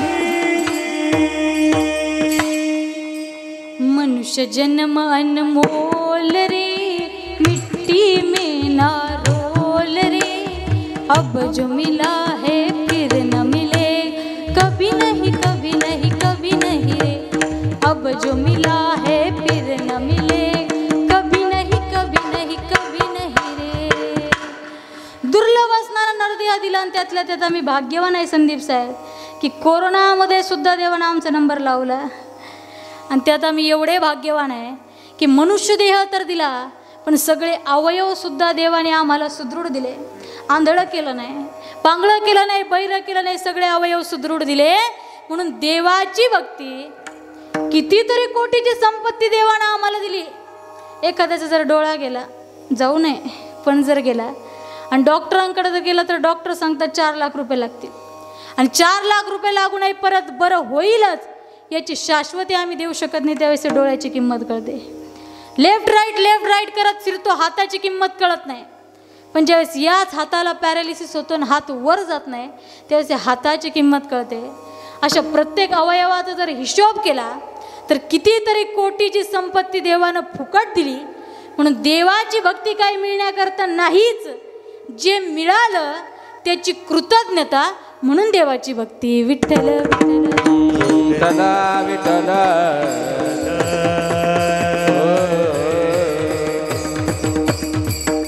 किंवा भक्ती कशाला म्हणावं देवर्षी नारदजींनी व्याख्या केली, जी प्रेम स्वरूप आहे तिला म्हणतात भक्ती। प्रेम स्वरूपा भक्ती म्हणजे काय? प्रेम प्रत्येकाच्याच पोटात असतं, पण आपल्या पोटातील प्रेम जर आपण एखाद्या व्यक्तीवर केलं, आई असेल, बहीण असेल, भाऊ असेल, आपल्या पोटातले प्रेम जर आपण एखाद्या व्यक्तीवर केलं तर त्याला मोह म्हणतात। आणि हा मोह इतका भयानक आहे, या मोहाने चांगल्या चांगल्यानं सोडलं नाही। दुर्योधनाला 100 वेळा देवाचं दर्शन झालं, दुर्योधन बदलायला तयार नाही। धृतराष्ट्राकडे हात जोडून भगवंत मागणी करतात, धृतराष्ट्र बदलायला तयार नाही। आणि भगवंताच्या गीतेकडे जर आपण गेलात तर गीतेमध्ये पहिला श्लोक आला, धृतराष्ट्र उवाच धर्मक्षेत्रे कुरुक्षेत्रे समवेतायुत्सवः मामकः पांडवाश्चैव किम कुर्वत् धनंजय। धृतराष्ट्र म्हणाला असं गीता सांगते। पण ज्यावेळेस ज्ञानोबरायांच्या ज्ञानेश्वरीकडे जाल, धृतराष्ट्राबद्दल बोलताना गोड ज्ञानोबरायांनी केली। तरी पुत्र स्नेहे मोहितू धृतराष्ट्राचे पुसतू संजय सांगे मातू कुरुक्षेत्रीची। कुणाला म्हणावा धृतराष्ट्र, कुणाला म्हणावा दुर्योधन? दुसऱ्याच्या स्त्रीकडे बघताना ज्याची वृत्ती कामातुर होते त्याला म्हणावं दुर्योधन। दुसऱ्याचं धन मिळवण्याकरता ज्याची पावलं कुठल्याही दिशेनं जातात त्याला म्हणावं दुर्योधन। आणि अशा नालायक मुलावर प्रेम करणारा बाप त्याचं नाव धृतराष्ट्र। विठ्ठल विठ्ठल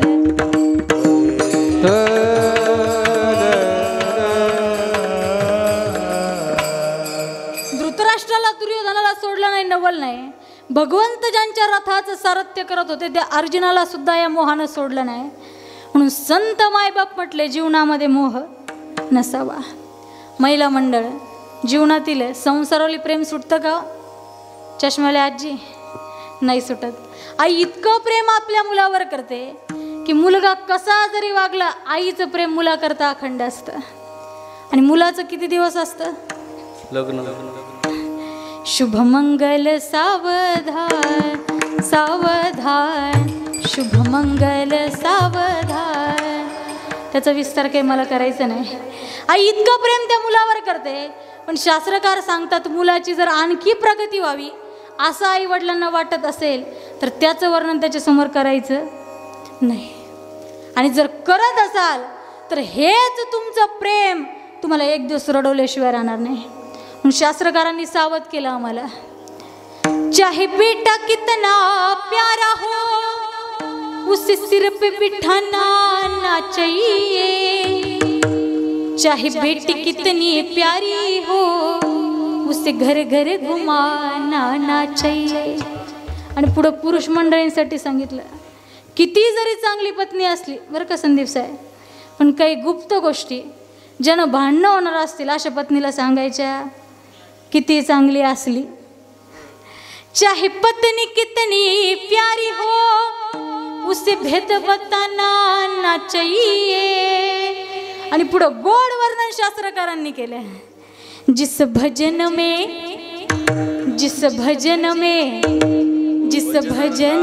राम का नाम नहीं वो भजन गाना नहीं. जिस भजन में राम का नाम नहीं वो भजन गाना चाहिए. जिस भजन में राम का नाम नहीं उस भजन को गाना ना चाहिए. चाहे बेटा कितना प्यारा हो सिर पे बिठाना ना चाहिए. किती जरी चांगला मुलगा असला त्याची अजून प्रगती व्हावी असं वाटत असेल तर आई वडिलांना त्याचं वर्णन त्याच्यासमोर करायचं नाही. आणि जर करत असाल तर हाच तुमचा मोह तुम्हाला रडवल्याशिवाय राहणार नाही. आणि परमार्थातील सगळ्यात मोठा अडथळा जर काय असेल तर मोह आणि ममता. नामदेवरायांनी एका अभंगामध्ये फार सुंदर सांगितलं. माय बाप दोन्ही जीवेची मारावे चरण धरावे बायकाचे. काय करायचं? मायबाप मारून टाकायचे, जमीन विकून खायला. जन्मदाते आई वडील मारा असं नामदेवराय सांगत नाही. माय म्हणजे ममता, बाप म्हणजे मोह. मोहरूपी बाप मारा, ममता रूपी माय मारा. काय करा? चरण धरावे बायकाचे. नाहीतर आम्ही धरायलाच लागलो म्हटले. बायकाचे चरण धरा असं नामदेवराय सांगत नाही. चरण धरावे बा एकाचे म्हणजे त्या देवाचे चरण. विठ्ठल विठ्ठल विठ्ठल विठ्ठल.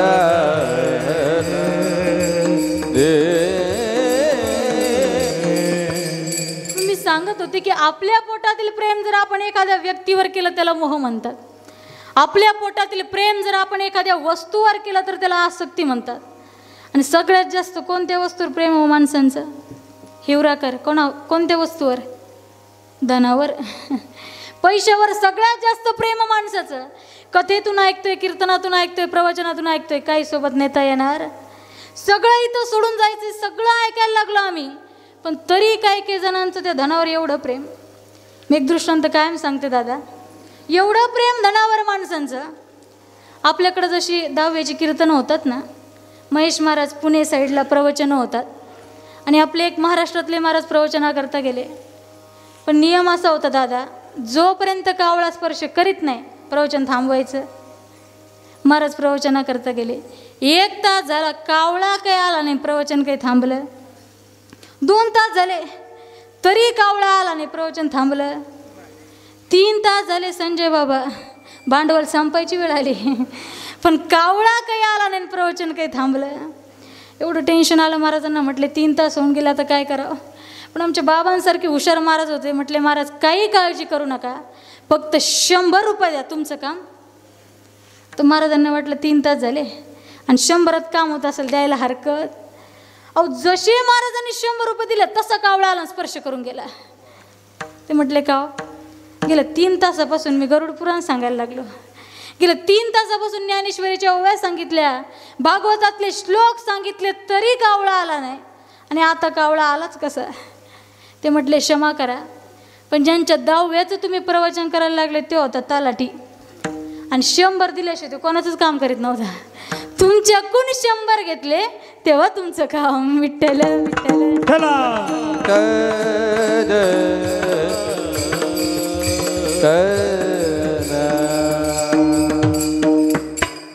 आपल्या पोटातील प्रेम जर आपण एखाद्या वस्तूवर केलं, धनावर केलं, तर त्या वस्तूवरच्या प्रेमाला आसक्ती म्हणतात. आणि आपल्या पोटातील प्रेम जर आपण भगवंतावर केलं तर त्याला भक्ती म्हणतात. विठ्ठल विठ्ठल.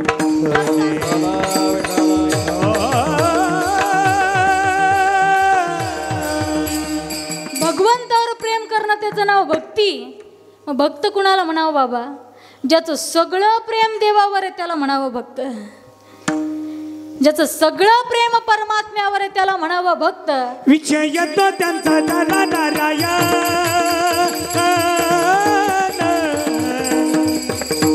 विजय तो त्यांचा झाला नारायण विषय तो त्यांचा झाला नारायण विषय तो त्यांचा झाला नारायण नावडे जन धन माता पिता नावडे जन धन माता पिता माता पिता माता पिता विजय तो त्यांचा झाला नारायण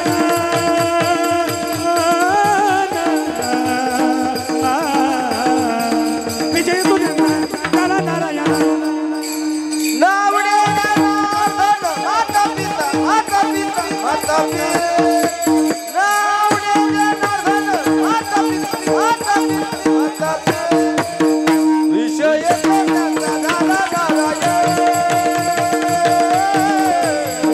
विषय तो त्यांचा झाला नारायण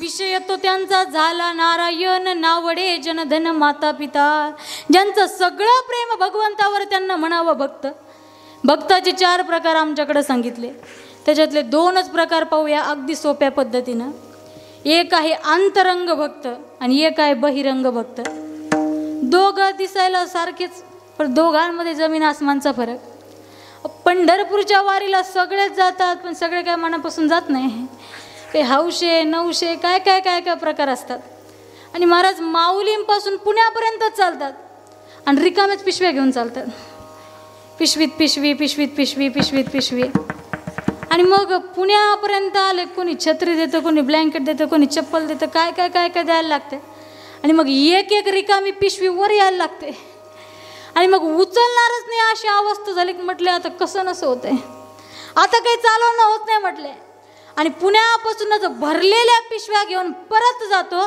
त्याला म्हणावं बहिरंग आणि अंतरंग कुणाला म्हणावं की अंतरंग भक्ताच्या हृदयामध्ये आस असते देवा या वारीच्या माध्यमातून मला वाटतं तुझ्यापर्यंत यावं आणि तुला डोळे भरून पाहावं कारण तुझ्या दर्शनाची आस आता अंतकरणामध्ये लागली वाटुले पाहता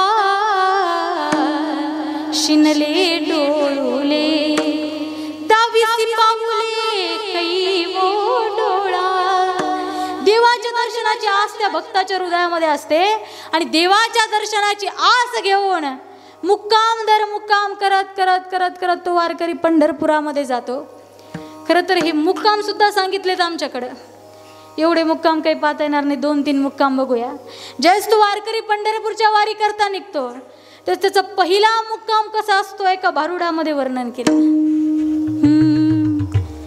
सोन्याची समयी तुपाने गपा झडली माझ्या ज्ञानोबाचा पहिला मुक्काम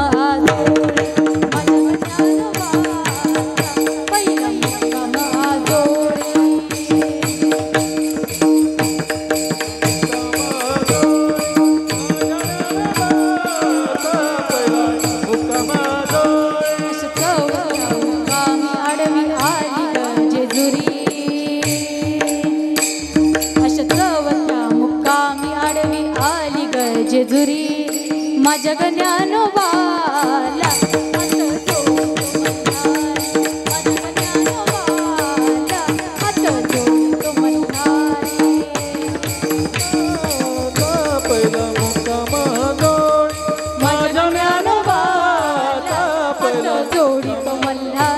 अशा 14व्या मुक्कामी आडवा वाखरीचा वढा अशा 14व्या मुक्कामी वाकरीचा वढा माऊलीचा घोडा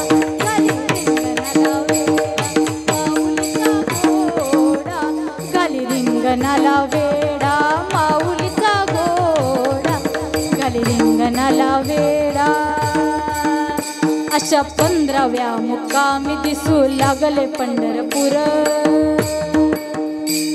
अशा 15व्या मुक्कामी दिसू लागले पंढरपूर संताचे माहेर विठुरायाचे नगर संताचे माहेर विठुरायाचे नगर संताचे माहेर विठुरायाचे नगर विठुरायाचे नगर विठुरायाचे नगर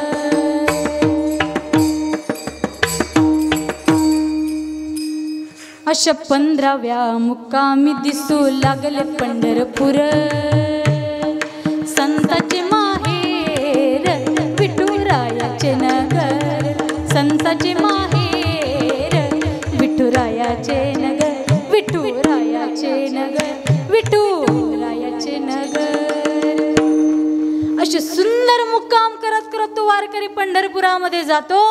आणि जसंही विठुरायाला पाहिलं, सुंदर ते ध्यान उभे विटेवरी. जसंही त्या भगवंताचं रूप पाहिलं की त्या वारकऱ्याचा सगळा शिनभाग निघून जातो. याला म्हणावा अंतरंग विठ्ठल.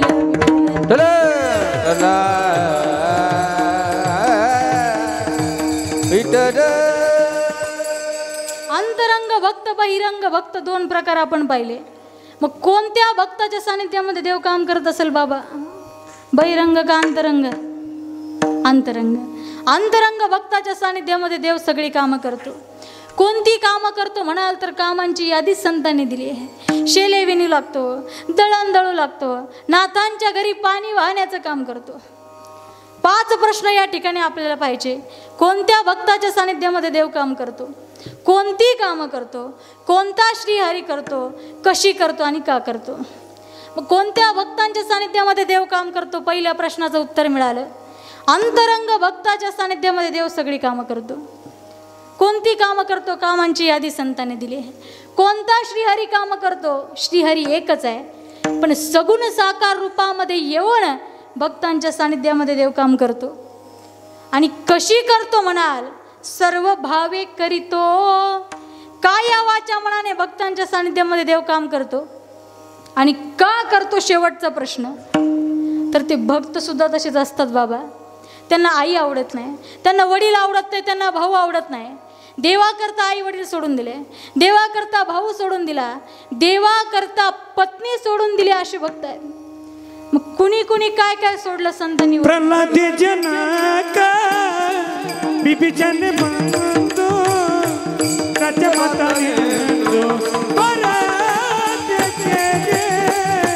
राजा माता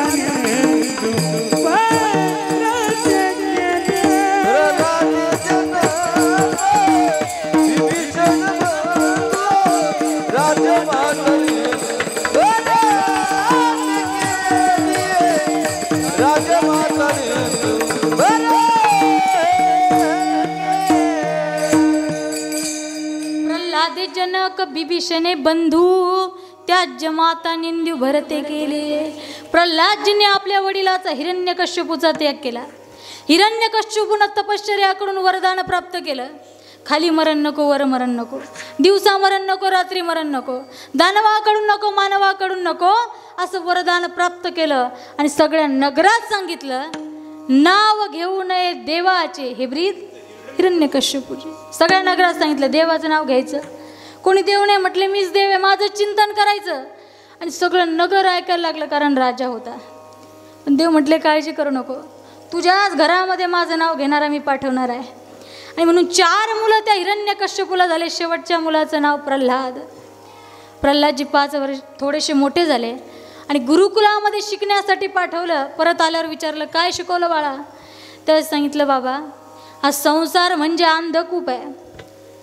जंगलामध्ये अशा विहिरी असतात की चालता चालता माणूस त्याच्यामध्ये पडतो. आणि पडल्यानंतर ते एवढ्या एकांतामध्ये असतात की कुणी वाचवायला येत नाही. अगदी त्याचप्रमाणे संसार म्हणजे अंधकूप आहे. माणसानं या संसारामध्ये न राहता भगवंताचं चिंतन करावं. जसंही असं सांगितल्याबरोबर एवढा राग आला, जसंही मारायला धावला तसे गुरुजी आले. म्हटले, परत घेऊन जातो शिकण्याकरता. परत घेऊन गेले प्रल्हादजी करता. परत 6 महिने शिकवलं. आल्यावर प्रश्न विचारला, आता काय शिकवलं गुरुजींनी? त्यात सांगितलं लागले, श्रवणम कीर्तनम विष्णुस्मरणम पादसेवनम अर्चनम वंदनम दास्यम सख्यम आत्मनिवेदनम.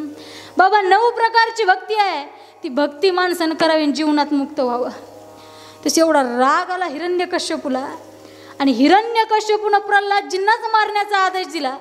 म्हटले, याला जर मारलं नाही तर भक्तीचा रोग सगळ्या नगरात पसरेल. आणि त्यावेळेस प्रल्हादजींना स्वतःच्या बापानं उकळत्या तेलामध्ये टाकण्याचा प्रयत्न केला. पण प्रल्हादजींना विश्वास होता ज्याचं मी नाव घेतो ना तो माझं रक्षण करीन. पण उकळत्या तेलामध्ये टाकलं तरी भीती नाही. भजन करताय प्रल्हादजी. नारायण नारायण श्रीमन नारायण नारायण नारायण. हत्तीच्या पायाखाली दिला तरी प्रल्हादजींना भीती नाही. उंच कड्यावरून ढकलून दिला तरी देखील भजन चालू आहे. नारायण नारायण श्रीमन नारायण नारायण नारायण. सगळ्या पद्धतीनं मारण्याचा प्रयत्न केला पण ज्यावेळेस प्रल्हादजीनं काहीच झालं नाही ते हिरण्यकश्यपू चिडला. म्हटलं अरे एवढं सांगून तू ऐकत नाही. सांग ज्या देवाचं तू नाव घेतो सांग तुझा देव कुठं. आणि असे म्हणणारे काय तेव्हाच नव्हते बाबा, अजून सुद्धा आहे. कीर्तन झाल्यानंतर चहा पिण्याकरता नेतात आणि म्हटले सांगा तुमचा देव कुठं. आता देव काय महाराज लोकांच्या खिशात नसतो. तुम्ही विचारा ना आम्ही काढून द्यावा. साधू संत सांगतात साधना करावी लागते त्यावेळेस परमात्म्याचा अनुभव येतो. आणि साधना न करता अरे तू कधी कीर्तनाला नाही, कधी सप्त्याला नाही, कधी कथेला नाही म्हणतो सांग देव कुठं. असे जर लोक भेटले तर ज्ञानोबराय म्हटले त्यांना उत्तर द्या. अर्जुना मी नसे आईसा कवन ठाव असे परी प्राणियाचे दैव कैसे मातेनं देखवी. म्हटले मूल आईच्या मांडीवर बसते मुला जर आई दिसत नसेल दोष मुलाचा आहे का आईचा आहे. दोष मुलाचा आहे. तसं देवानं निर्माण केलेल्या सृष्टीमध्ये तुम्ही आम्ही राहतो म्हणजे देवाच्या मांडीवर बसलोय. आणि देवाच्या मांडीवर बसून जर देव दिसत नसेल तर चूक देवाची नाही चूक आपली आहे. नाहीतर भगवंत तर सर्वत्र आहे. हरिव्यापक सर्वत्र समान हरिव्यापक सर्वत्र समान प्रेम ते प्रगट होई मी.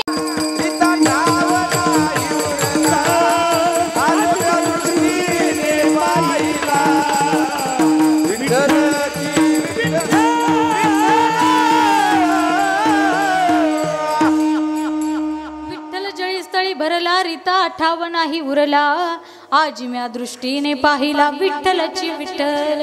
नामदेवरायांना श्वानामध्ये देव दिसला. आमच्या नाथ महाराजांना गाढवामध्ये देव दिसला. आम्हाला माणसात माणूस सुद्धा दिसेना दुर्दैव आहे. म्हणून सर्वत्र माझा भगवंत आहे. प्रल्हादजीने एवढं सांगितलं बापानं ऐकलं नाही तसं प्रल्हादजीनं त्याग केला आपल्या बापाचा. प्रल्हादे जनक बिभीषणे बंधू. बिभीषणजींनी रावणाला सांगितलं बाबा जगाच्या मालकाची पत्नी पळून आणली परत देऊन टाक. म्हटले मला अक्कल शिकू नको जाय म्हटले. परत पाठवलं बिभीषणजींना. आणि ज्यास हनुमानजी आले लंकेमध्ये रावणाचा महाल पाहिला सीतामाता दिसल्या नाही. कुंभकर्णाचा महाल पाहिला सीतामाता दिसला नाही. आणि जसंही बिभीषणजींचा महाल पाहिला सुंदर असं तुळशी वृंदावन अंगणामध्ये होतं. आणि बिभीषणजींच्या महालामधून हरिनामाचा ध्वनी येत होता.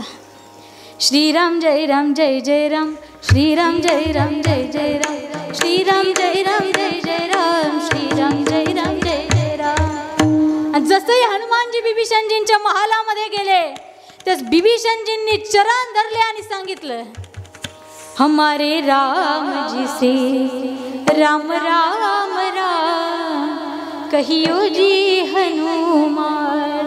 मला रावण नकोय मला रामचंद्र प्रभूची शरणागती करायची. बिभीषणे बंधू त्याज माता निंदू भरते केली.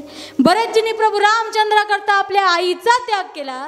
देवा करता आई वडील सोडले, देवा करता भाऊ सोडला, देवा करता आई सोडली. असं कोणी भेटल का कलियुगात देवा करता पत्नी सोडली. अहो भेटन असतं आणायची कुठून म्हटले सोडायचा प्रश्नच येईना. खरं तर आतापर्यंत चांगला पती मिळावा याच्याकरता अनेक स्त्रियांनी तप केलं. पण मला वाटतं संजय बाबा आता मुलींना तप करायची गरजच नाही.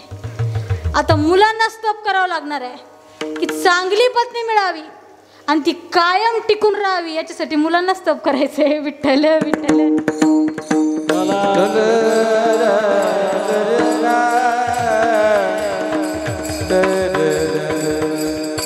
देवा करता पत्नी सोडली असं शोधून सापडणार नाही. पण आमच्या भगवान भोलेनाथांनी प्रभू रामचंद्रा करता सतीमातेचाच त्याग केला. ज्यावेळेस रामचंद्र प्रभूंचं प्रागट्य झालं प्रभू लीला करायला लागले आणि सीता मातेच्या विरहामध्ये रडायला लागले त्यावेळेस ही लीला ज्यावेळेस भगवान शंकरांना पाहिली त्यावेळेस म्हटले आ हा हा, सच्चिदानंद प्रभू किती गोड लीला करता. ते सती माता म्हणाल्या वेडे का खुळे, सामान्य मनुष्य पत्नीच्या विरहामध्ये रडतोय, त्याला तुम्ही सच्चिदानंद ब्रह्म म्हणताय, मी नाही मानत. शंकर भगवंत म्हटले मानत नाही तर परीक्षा घेऊन ये. ते सती मातेनं सीतेचं रूप घेतलं आणि रामरायासमोर जाऊन उभं राहिल्या. पण जसंही रामरायांनी पाहिलं, ओळखलं की सीतेच्या रूपामध्ये ही सती माता आलेली आहे, पाहिल्याबरोबर म्हटले आता सीतेच्या रूपामध्ये आलेल्या सती मातेला थोडंसं कळून द्यायला पाहिजे आम्ही कोण आहे. पाहिल्याबरोबर रामजी म्हटले आईसाहेब नमस्कार. ती म्हटलं डोकं फिरलं का काय, मी पत्नी म्हटले तुमच्या आईसाहेब नाही. तर सांगितलं तुम्ही माझ्या पत्नी नाही, शंकर भगवंत बरे आहेत ना. असं म्हटल्याबरोबर कळालं की हे सच्चिदानंद ब्रह्म आहे. पण कैलासावर गेल्यावर ज्यावेळेस कळालं की रामरायाची परीक्षा घेतली आणि सीता आईसाहेबांचं रूप हिनं धारण केलं होतं, त्यावेळेस सांगितलं रामराया माझे पती आहेत, रामराया माझे वडील आहेत आणि सीता आईसाहेब म्हणजे माझ्या माता आहेत. काही क्षणापर्यंत जर तू सीतेचं रूप धारण केलं असेल तर तू माझी पत्नी नाही, तू माझी आई आहे. आणि मनोमन शंकर भगवंतानी प्रभू रामचंद्राकरता सती आईसाहेबांचाच त्याग केला. विठ्ठल विठ्ठल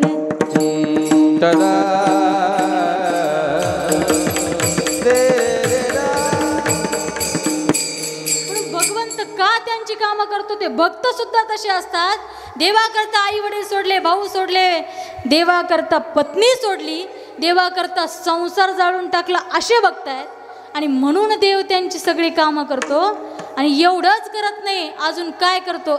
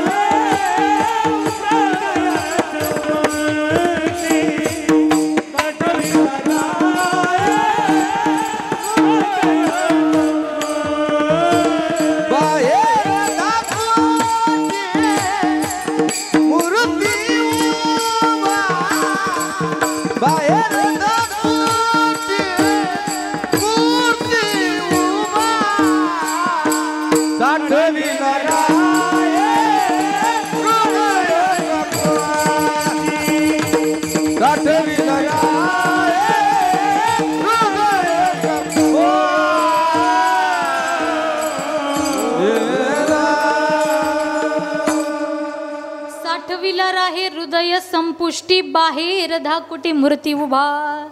भक्ताला जर वाटलं भगवंताने आमच्या हृदयामध्ये साठवल्या जाऊ तर देव हृदयामध्ये साठवल्या जातो. आणि भक्ताला जर वाटलं प्रत्यक्ष देवानं आमच्या समोर उभा राहावं तर धाकुटी मूर्ती घेऊन भक्ताची इच्छा पूर्ण करून देव प्रत्यक्ष प्रकट होतो. बाहेर धाकुटी मूर्ती उभा. कुणी साठवलं देवाला हृदयामध्ये? सावता महाराजांनी, निळोबारायांनी, ज्ञानेश्वर महाराजांनी, तुकोबारा यांनी आमच्या 5 वर्षाच्या ध्रुवजींनी भगवंताला हृदयामध्ये साठवलं. आणि जसंही मधुबनामध्ये ध्रुवजी गेले, 6 महिन्यामध्ये तपश्चर्या करून देवाला हृदयात साठवलं. आणि आता इच्छा होती की देवानं प्रत्यक्ष प्रगट व्हावं. अशी साधना केली 6 महिन्यामध्ये की स्वतः ध्रुवजींचं दर्शन घेण्याकरता परमात्मा आले. आणि जसंही पाहिलं की मी ध्रुवजींच्या समोर उभा राहून ध्रुवजींना डोळे झाकले, अंतकरणातल्या छवीचं दर्शन करत होते. तेच देवानं अंतकरणातील छवी अदृश्य केली आणि प्रत्यक्ष ध्रुवजींच्या समोर देव उभा राहिला. बाहेर धाकुटी मूर्ती उभा. आणि जसंही भगवंताने ध्रुवजीला पाहिलं, आता इच्छा होती की माझ्या भक्तानं माझ्याकडे काहीतरी मागावं. हा भगवंताचा स्वभाव तुकोबाराय सांगतात अभंगाच्या 3ऱ्या चरणात. मागण्याची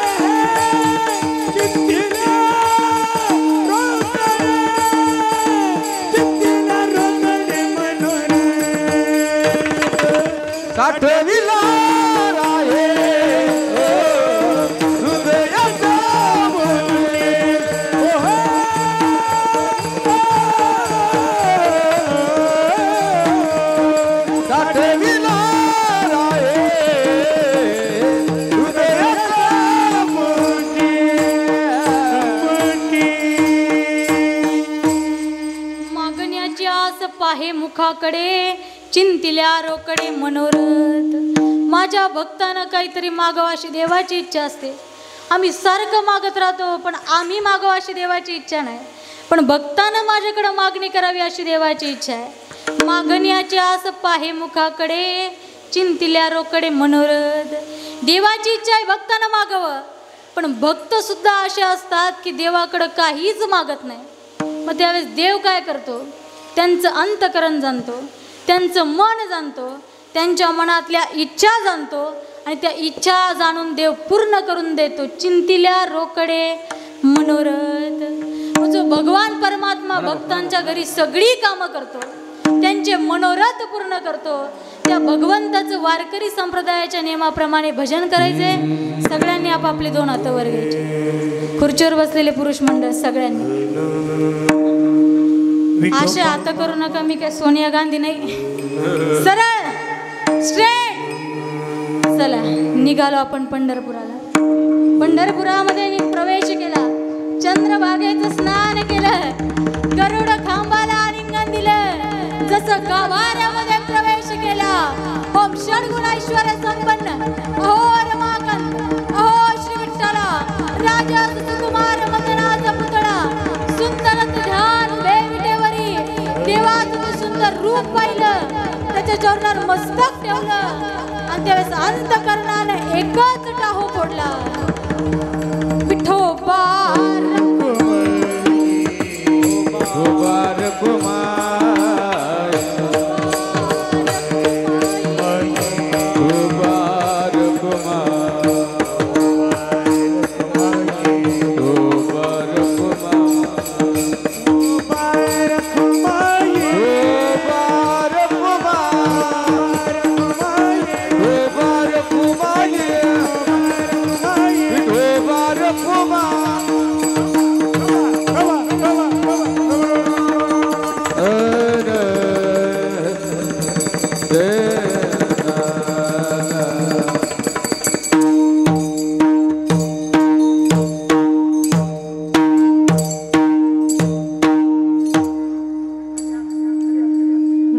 खाली न सांगता करी हात खाली. इतकं बोंबलू नाही न करी हातवरी आणि न सांगता करी हात खाली. पण का हातवर करू भजन करायचं त्याचे काही नियम असतात. ज्यावेळेस भगवंताच्या भजनामध्ये आपण टाळी वाजवतो आपल्या हातामध्ये काही धनरेषा असतात आणि काही आयुष्य रेषा असतात. भगवंताच्या भजनामध्ये टाळी वाजवली एखाद्याची जर धनरेषा कमी असेल संदीप साहेब ती धनरेषा वाढते. आणि भगवंताच्या भजनामध्ये टाळी वाजवली आणि एखाद्याची आयुष्य रेषा कमी असेल अपघाती जर मृत्यू होणार असेल तर तो मृत्यू देखील टळतो. म्हणून हातवर करून भजन विठ्ठल विठ्ठल.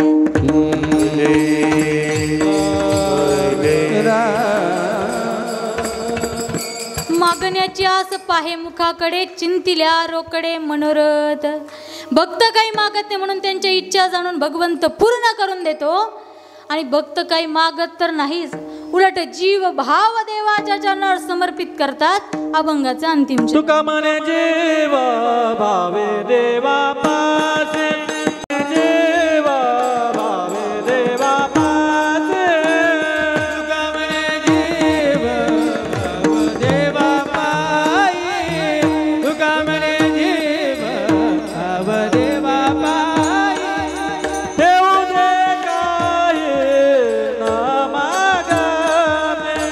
देऊ दे काय ना मागते.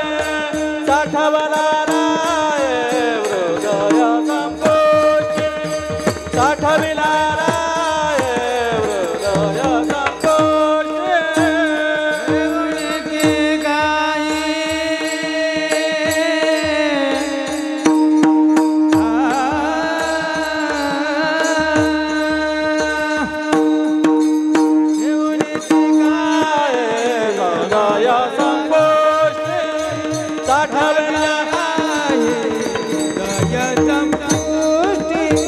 बाहेर धाकोटी मूर्ती उभा.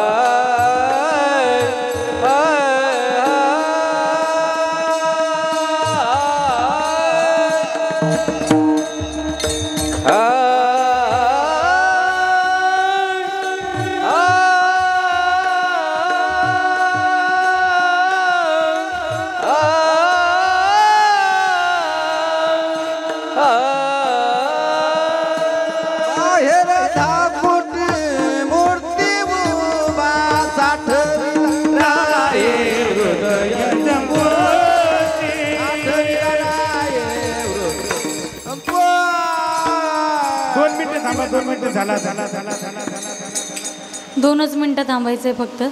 तुका म्हणे जीव भाव त्याचे पायी ठेवो नित्य काही न मागती. साठविला राहे हृदय संपोष्टी बाहेर धाकुटी मूर्ती उभा. यथामती यथावकाश मी माझ्या अल्पबुद्धीप्रमाणे तुकोबरांच्या अभंगाला स्पर्श करण्याचा प्रयत्न केला. जे काही चुकलं असेल ते माझ्या बुद्धीचे दोष आणि जे काही योग्य असेल ते माझ्या गुरुवर्यांचा प्रसाद म्हणून घेऊन जा. खरं तर मध्येच लाईट गेली, परत आली, परत गेली, परत आली, बऱ्याच अडचणी आल्या, पण विघ्न हर्ता गणेशजींचा दरबार आहे म्हणून सेवा गणेशजींनी पूर्ण करून घेतली. ज्यांच्या माध्यमातून सेवा आली, संदीप साहेब असतील, डॉक्टर साहेब असतील, संपूर्ण सप्ताह कमिटीला खूप खूप धन्यवाद. वागळूदवरून आलेले सर्व भक्त मंडळी असतील, आमचे कोळसकर काका, आमचे बाबा असतील, आमचे पांडुरंग महाराज, आमचे सोनू दादा असतील, सगळ्यांनाच खूप खूप धन्यवाद देत गुणीजन मंडळींच्या चरणी कोटी कोटी वंदन करत झालेली सेवा ज्ञानोबरायांच्या चरणी समर्पित. ज्ञानेश्वर